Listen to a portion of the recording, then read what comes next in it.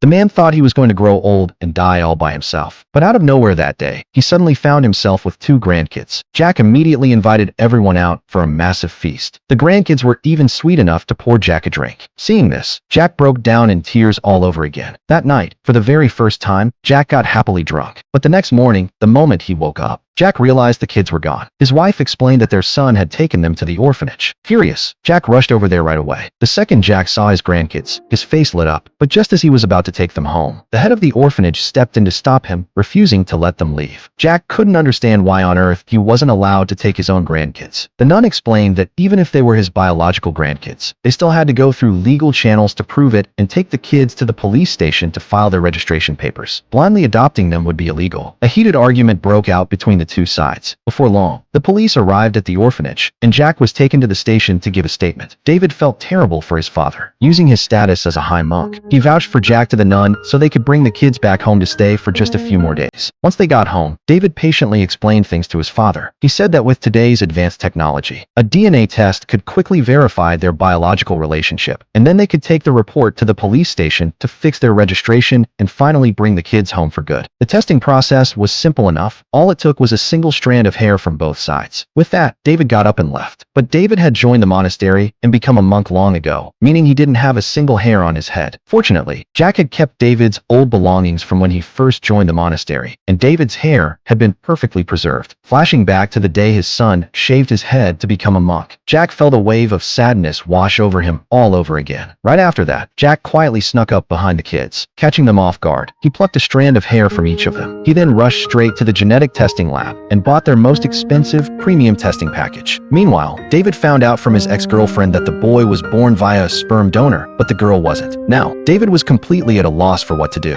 That night, after bringing the kids back to the orphanage, David had a private chat with the boy. Because the girl wasn't David's biological child, he wouldn't be able to adopt her along with him.